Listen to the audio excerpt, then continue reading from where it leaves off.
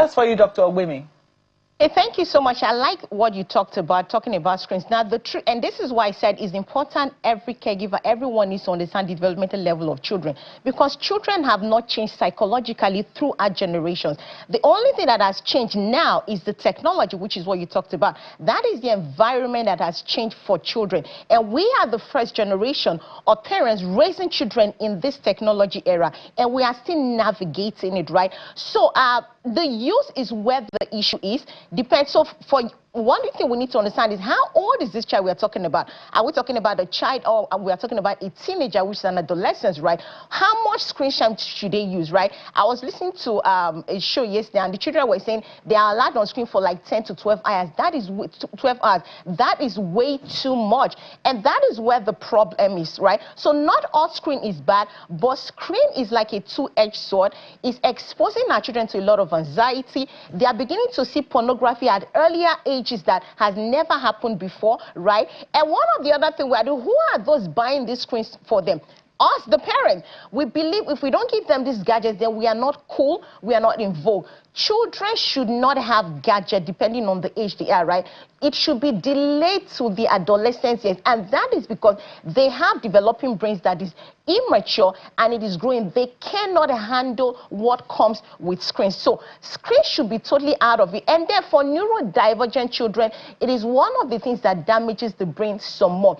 And because of excessive screening, we are beginning to see our children mimic conditions like ADHD, you know, even when they don't have it. And when you take away the screen, you discover some of them begin to speak earlier. Some of them are speaking late. I mean, parents come to, doctor, my child is not talking. The screen, excessive screen use is one of the reasons why our children are not talking, because they are not interacting, which is face-to-face interaction, which is a lifelong skill that they are supposed to get. They are not getting that. They are involved in screen, and again, they cannot stand boredom anymore, right? So these are some of the things we need to understand. Hey, there should be a limit. If you have to give a child screen 1 hour max, and it should be in the weekend or maybe during the week, that should be fine. But otherwise, screen should be delayed. Your child shouldn't be having phones until they are in their teenagers. So these are some of the things we can do to help our children thrive in this age of technology so they don't get harmed.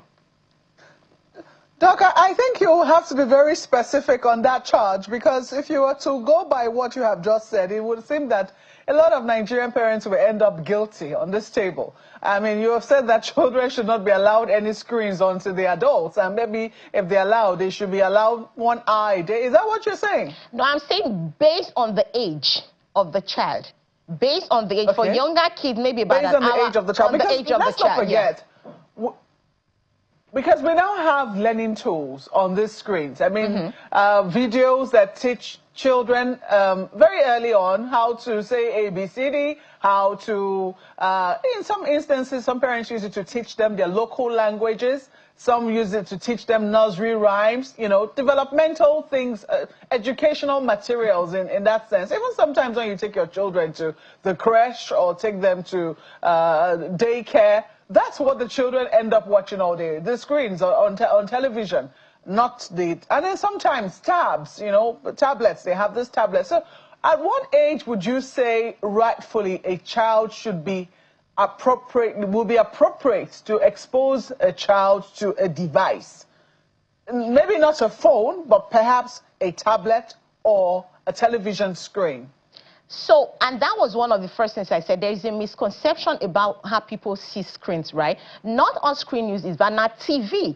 The effect TV has is not the same effect the tablet and the mobile phones have. The issue where, so when we talk about screens, we're talking about the tablet and the mobile phone, the swiping, right? And one of the things you find out is that our children cannot tolerate boredom, like I said, because everything is moving so fast-paced.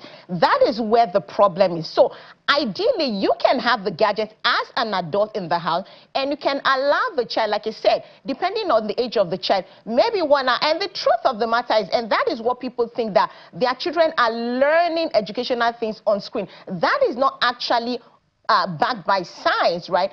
What happens is that the best way for a child to learn is face-to-face interaction. If you want them to learn nursery rhymes, sing the nursery rhyme for them, right? It is not by putting them in front of screen. And the reality is that, like you said, some parents will feel guilty. The reality is that sometimes parent can be exhausted. They just want to catch a me time, a few minutes, and they can say, okay, you go and take and watch it. So, but like I said, back to the basis, the number of time, the number of hours that they spend. So do the best you can to make sure you limit it, but also make sure you're not giving them excessive screen time. So that is where the balance is. So, but otherwise, children do not need to have the device. You have the device. You can have the tablet and say, okay, you can use it for so and so period of time. But for the phones, it is best for it to be delayed till the adolescent years. All of this is because of the developing brain, because there's a lot of research that has gone into this, right? The effect it has on the brain of children. Dopamine rush, there are a lot of anxiety, so many things going on with children. And we want to protect our children from all of it. And so the best way to go about it is to have strict rules. Younger children, maybe an hour or so, but as they go older in age, and you can begin to increase, but gradually, but there should be a balance, and make sure you're not exposing them to excessive screen use.